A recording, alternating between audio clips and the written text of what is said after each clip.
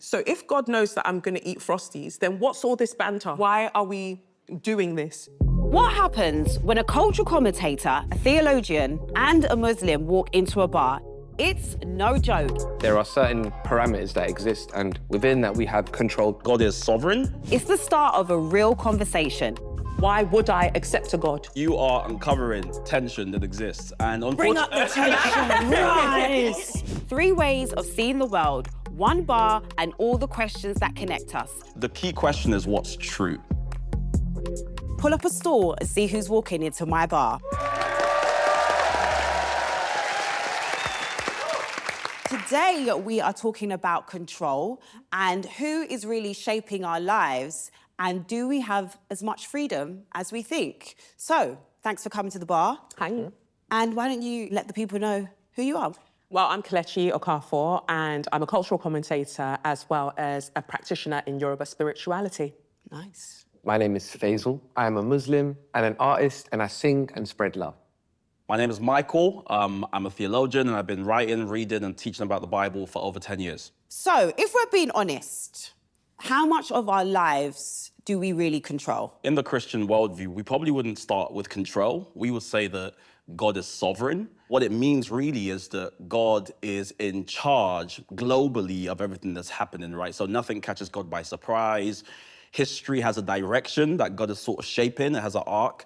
And, creation has a purpose. We would say he's sovereign, and we also do have some control as well. But overall, in Christianity, he has the sole control. Control gets us into that tension already. We would say he's sovereign, and we have control. So Christianity, obviously, is about wrestling with those two realities. And it is a mystery, right? I resonate, and to riff off of that, I think that there are parameters of control. For example, there are universal laws.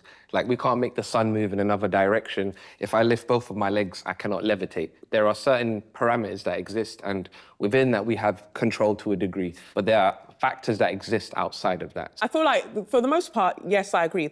We have this entity, this spirit that's sovereign, and then also we have systemic and institutional structures, right, that also have control. And sometimes where they get people is that they try to cosplay as the sovereign force, as this being that you can't question. And unfortunately, people mistake those governmental and institutional structures as the most powerful. And so they answer to them. So how much control do we have? I choose to use my self-sovereignty, but I'm also not ridiculous. I understand that that can only go so far because the governmental structures at play could very much go, oh, you've had a good time with that, get into jail. So there's also another power. See, I personally find the concept of free will interesting. I almost think it's like a trick. Because it's like, okay, this is what I tell you to do this, or this is the laws that you should live by. However, you have free will. So then how do you balance it all out? Imagine God had a diary, and he wrote on his diary way before you were born that Faisal was going to eat Frosties. You wake up and you're like, Frosties or Weetabix, and you have the kind of the illusion, if you like, of choice. But the truth is, because God has written in his divine diary, before you were born, you're going to choose Frosties, you can't choose anything other than Frosties. What people need to work out is, does God knowing that mean you don't have the freedom to choose in that moment whether you want Frosties or whatever it is? The truth is, you do have the freedom to choose, but God has also written what you're going to do in his diary. How you reconcile both is a tension, but that exists. So if God knows that I'm going to eat Frosties, then what's all this banter? Because then it becomes somewhat, some might argue, a bit narcissistic. You already know I'm going to do that thing because you wrote that I'm going to do that thing. So you're just watching me perambulating about the place. When I think about astrology, I like to think about fate and destiny as potentialities. Like, there are potentials, there are ways in which our lives can go. We are always going to go back to source. Toni Morrison says, all water has a perfect memory and is only ever trying to make its way back to itself. We are only ever trying to make our way back to that God consciousness, that divine source of everything. We're only ever going back there. How we get back there, that's where I feel like free will comes into play. Is it the choice or the circumstance that makes the outcome? I mean, listen, you are uncovering tension that exists. And Bring up unfortunately, the tension, rise. but I do think, one of the things I love the most about God, especially the way Christians see God, is he's made himself known through incarnation. Jesus didn't have full control of his life in every moment. There were decisions that were out of his hands, i.e. where he was born, but also he could exercise decisions as well. God, somehow, and this is in his wisdom, has found a way to reconcile, in my mind at least, his sovereignty and our free will I think God works through our free will. We have free will, but he works through it, and somehow he takes all these random sort of pieces of thread and he weaves it into a tapestry that tells a story. The thing that comes to my mind is the question of, do you believe the divine is separate from its creation? And I think with... You just caught the spirit there. The reason I ask is I think then it adds a bit more of a, personable experience to these existential questions. Correct. So, sometimes if we see the creator is far away from the creation, we get into these big entangled questions. But if we see a bit more of an intimacy between the two, I think the actual interplay of the human experience makes a bit more sense. Can I ask you a question as a Muslim then? Yeah. You're saying that the creator coming to interact with the subjects or his creation, that's powerful.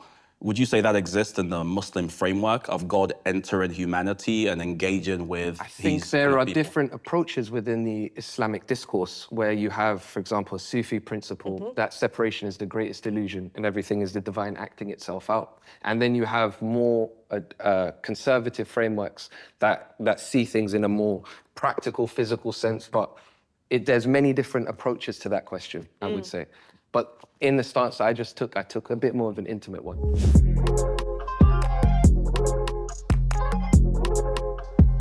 So, Kelechi, you mentioned that you practice astrology and Yoruba spirituality. What's the views on fate and control within that framework? So if we just look at astrology first, the time that somebody's born is very, very important. So not just their date of birth, because, sometimes people go, oh, I don't care about astrology. You can't judge me by, the day I was born. But if you know the exact day, year, time that somebody was born, you can generate their birth chart. And then this birth chart is essentially a story of them before they arrived and a story of them while they're here on earth and a story that will live on after they pass away. Now, when we look at Yoruba spirituality, we don't have a heaven or hell. We don't. Okay. And I think that does so much for somebody's psyche when you are not waiting for somebody to come and judge you and say to you, okay, on this final day, I've appraised you and you, baby, you're going to burn for eternity. And I think that puts more of an impetus on you as an individual. How are you going to live? And we also think about earth as a marketplace, that when you are a soul in Orun, sounds like heaven, but it's just another dimension, right? When you choose to come to earth, you choose a head. So a head, Ori, is like your the overarching sort of energy that you're going to carry throughout that life. Some people can choose a bad Ori as they see it, or a good Ori, whatever. But you still have the chance. So do you choose that, or is it given to you? You choose. You choose your Ori, because again, your free will started before you entered into this realm. In Yoruba spirituality, they don't believe in heaven and hell, but obviously within Christianity, that is very much, I would say, quite a main focus. Don't do bad stuff because you'll end up in hell, and if you act right, then your names are written in the book. So what's your perspective? Well, I would say what you just said, unfortunately, is what many people believe is what the Bible says, but it's not what the Bible says. I was wrong. No, you're good, you're good. Thank you very much. No, the only reason I bring it up is because I also believe that, and I think so many people today, if you ask them about hell, will say the same thing, that God has this divine scorecard, and if you do well, you go to heaven. If you do bad, you go to hell. The truth is, all of us fail if we're relying on our own strength, our own power, our own good deeds. The reason why Jesus comes is because we all fail that test. So rather than living a life thinking, I've got to do good, I've got to do bad, instead, what you do is you accept his forgiveness, you trust in him, and then you can live the life that he actually called you to live. The key question is what's true. And I think that's the search people have to go on is of all these different things, what's true? Now, we can argue about what's true for me, what's true for you, but I think we have to bring truth into here because, at least based on my worldview, I don't believe everybody can be saying opposite things and all be true. So that might be where our worldviews start to collide because you go, well, what's true, and can I just kind of have my own subjective sense of truth? I would say no to that. How do we define a truth? You mentioned Sufism earlier. When we talk about truth, I think that we're thinking about laws and we're thinking about power and all of these things. And I think it goes beyond. Firstly, I think it goes beyond human understanding, but I think that truth can be political. There are things that, for instance, there was a point where slavery was a truth, right? In the sense that, well, Black people aren't fully human, so therefore they deserve to be enslaved because they're not fully human. And that was a potentiality, or it was a truth. And within that, what did they use? One of the main tools that they used essentially was the Bible, right? So when we start thinking about truths as absolutes, I start to think that we move into the realms of politics, because the person who decides truth in any given moment is also usually the person that holds the most power. One of the main reasons I love conversations like this, Allah says he sent a messenger to every nation and to every people. So in every general belief system, there are orienting points of truth. I feel like we're in a situation where we're blind people touching an elephant. And I think in the act of communication, we can assort together a sense of an understanding, as opposed to assuming we can, from our own value systems alone, find a single approach to what that truth is. People who assert that all truth is subjective are making an objective truth claim by saying that's that. So it's kind of like paradoxical. But in terms of the slave trade and stuff like that, I think you are absolutely right. I think if we started a counter on Christians doing bad things throughout history, it would be extremely long. The way I see it is the slave Bible, which was used to oppress people, it's also the Bible that led people like William Wilberforce to campaign against ending slavery. So you can find people using the Bible to do terrible things, but you can also find people using the Bible to do like very, very good things. So I just don't find that compelling. But also, I would say those people are Christians, and let's just afford them that, who are behaving extremely badly. But we shouldn't use that to judge, the truth claims contained in the Bible themselves. I think those can exist sort of separately.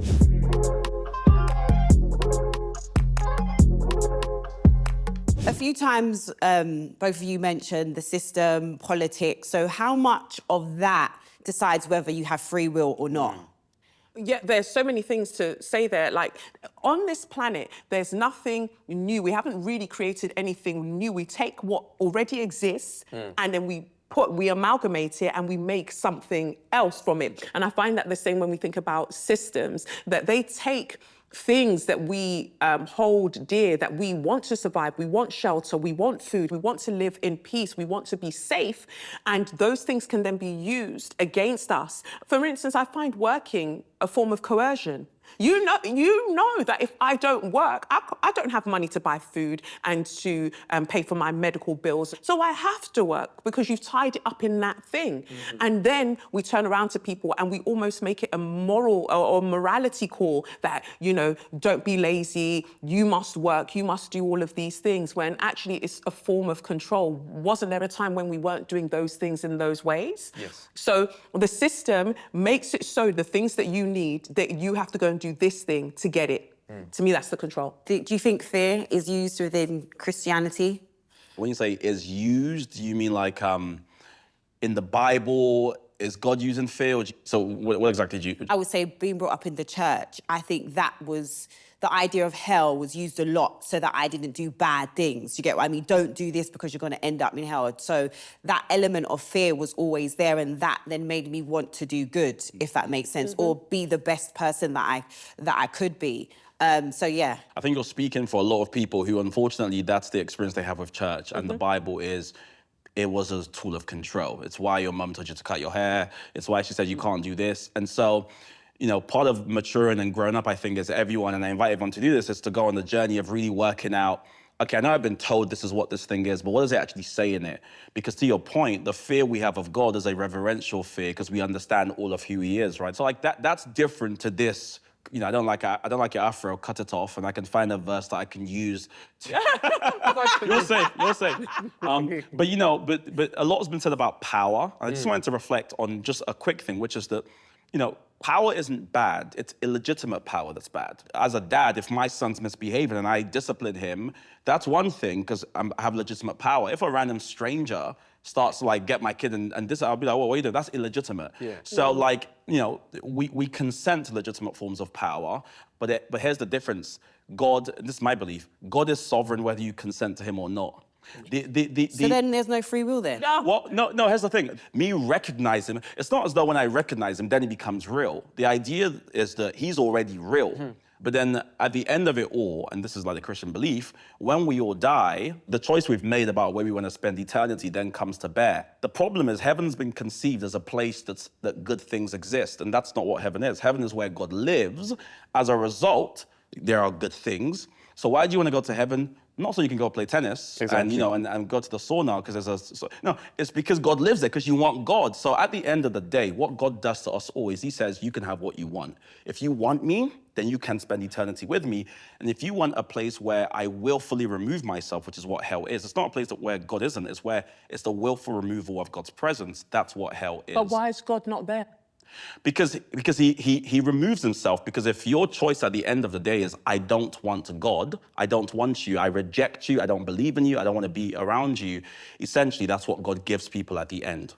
At the end, and this is what I find interesting, the lineality sometimes of how we speak about our existence and where we want to spend the rest of the eternity. This is eternity. As far, I would argue that in some regards, we're already in hell. So I think that this is where, for me, it gets a bit frustrating because we see the atrocities that are taking place around the world. I'm seeing people blown up. They're carrying their children in plastic bags. I'm going to walk up to them and I'm going to say to them, hey, it's not over yet, baby, because there is another existence that can come beyond this, that this can actually be worse. No, I think that there are some things that we talk about that removes our agency in the present with what's happening. And I always want to get to the crux of that. Like, why does God then, this God that is purported by certain belief systems, why does this God then remove itself? Surely God is everywhere, no? Well, this comes down, so everything you're saying, I mean, all those experiences on earth are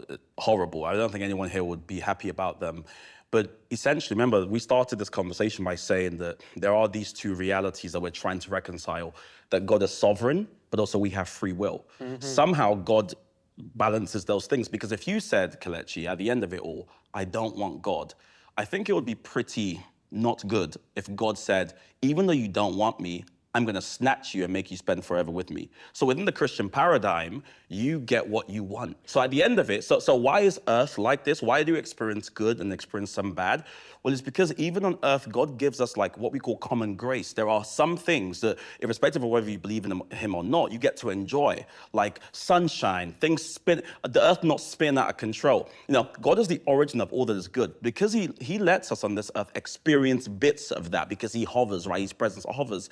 But at the end of it all, eternity, which goes on forever, is us finally getting what we want. As someone who believes in free will, you should love that, because at the end of the day, you get your choice. So then that choice is only based on this one time that you're here?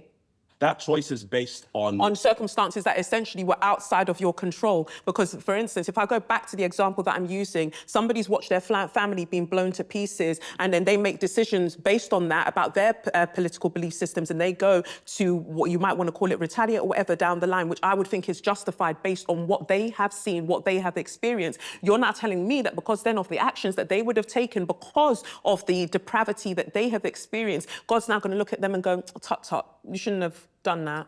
That's good, but not their actions, their belief. It's whether they believe. But would they be right in having all of those things happen and logically saying, if God exists, this is happening to me, why would I accept a God? Correct. I think you're right. Just to be clear, I think you're right about all of this. And I think all of us have personal circumstances that make that make our lives complicated for obvious reasons, right? So it might be stuff that happens to you. It might be even stuff happening inside of you. We know people suffer with mental health. We all have unique issues. We all have sufferings. Unfortunately, that's, we would say, is the result of a broken world we all inhabit. But we all still have a choice to make about whether we accept Jesus or we deny him. I feel like we're in a situation where we're blind people touching an elephant. And I think in the act of communication, we can assort together a sense of an understanding.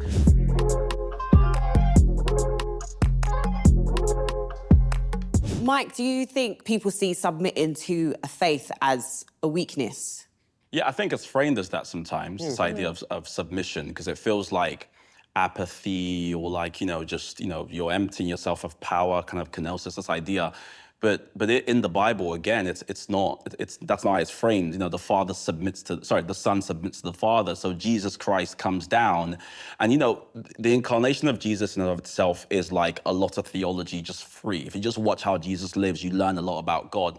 And Jesus is humble. He submits to the authorities. He submits. He's killed an innocent man. He's killed. So he models for us. In fact, I think true power, yes, there's economic power, which we kind of went to, but true power really is submitting to the will of the Father and allowing yourself to be what we call a vessel, right? Allowing him to use you, and in that you find yourself. So yeah, for sure, it's often framed as a weakness, but we would say, the wisdom of the world in the Bible is often upside down. Like God turns it around and he uses the foolish things to confound the wise. And submission is one of those things that appears ugly, but like within our worldview, we actually think it's the greatest power. Jesus was a servant. So kind of submitting to God's plan, what does that actually look like? Because we often hear it, but what is that? Yeah, for me, it looks like, what it doesn't look like is kind of this fatalism of, God's gonna do everything, I just have to exist and whatever. That's what people often run to. What I think it looks like is you using everything God has given you, your wisdom, your intellect, your skills, to live for him and just do your thing, but understanding that you weren't meant to be sovereign over your life, I don't think. I think one of the issues we have in the world today is people are trying to control their whole lives in this one moment. They're like, I want to be in control. And part of the Christian faith is understanding you can't do that, but God sees the beginning from the end. He's already at your end and he's welcoming you into the future. So part of submission is just like humbling yourself to say, God, I'm going to take these steps with the limited information I have, but I'm trusting you to make something of all of this. I'm trusting you to be the guy in charge of the meta-narrative, and my life is but a thread, but you're the weaver, you're the one who's making it make sense. Do you think, Faisal, people find more peace when they let go in themselves? Yeah, when they let go of the things they can't control, definitely. Right. I really, and not just peace and vitality. Like there's actual energy. We don't realize we have so much pain in our bodies from things that we're holding on to, literal tension. But like, for example, the art of meditation and just sitting down and being with yourself, some of the most incredible insight you can have and just peace in being. Definitely. That's what I would say to you. Yeah, definitely. How do you think we find the balance between taking responsibility for your own choices, but allowing God to also come through? For me, one of the main things is I don't refer to God as a he. I think that even in there, we're looking at power structures, right? Throughout, it's God is a he, God is father. Therein lies a lot of the reasons why some things are the way that they are. That's one thing.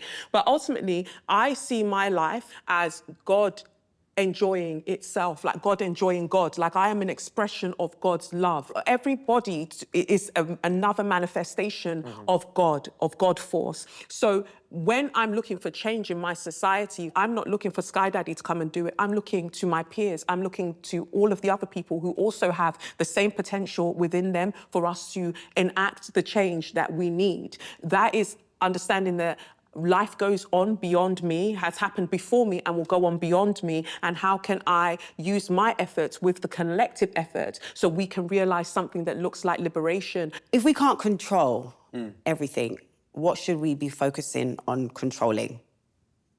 Your nafs. In Islam, you call that the self, your inward reality.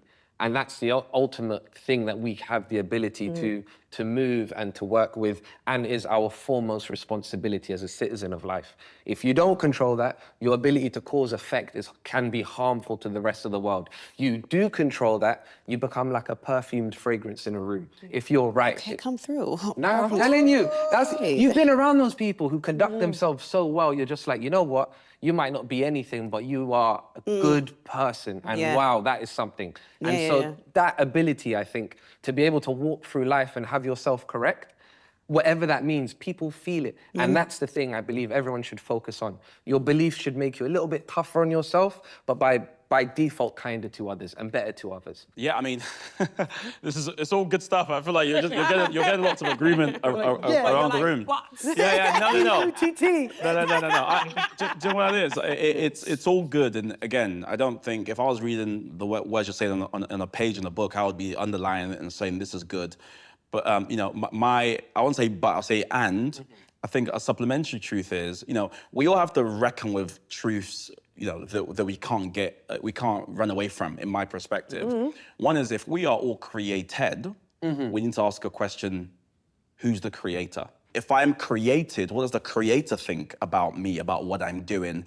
You know, we've talked about God as a judge a lot.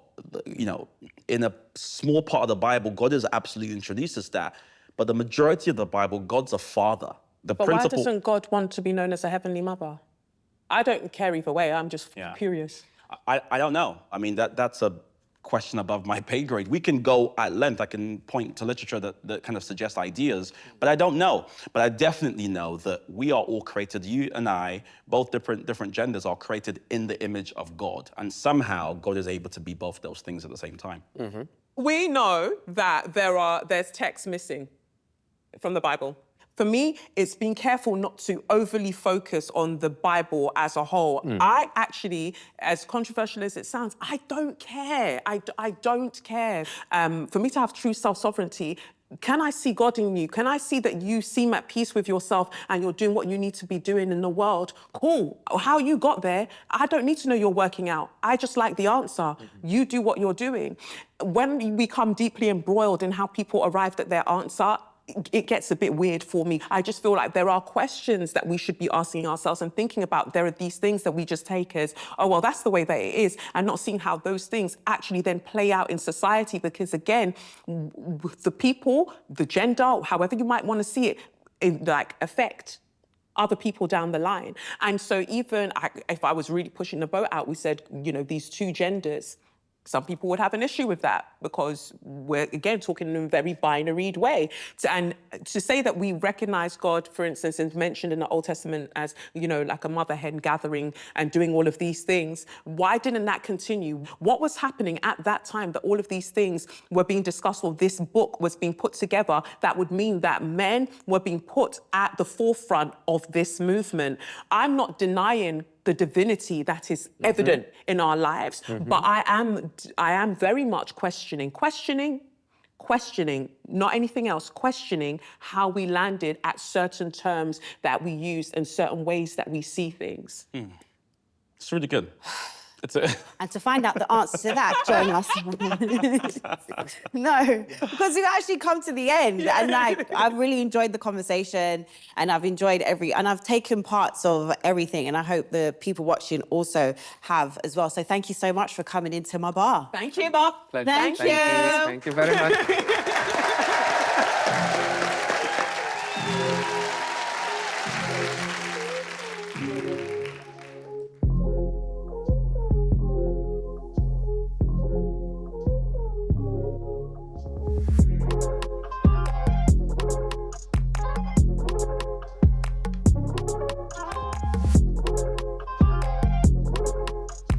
Join me next time to see who is walking into my bar. And if you've enjoyed the conversation, why don't you like, subscribe, and comment at 48TV, and you won't miss out who's coming next.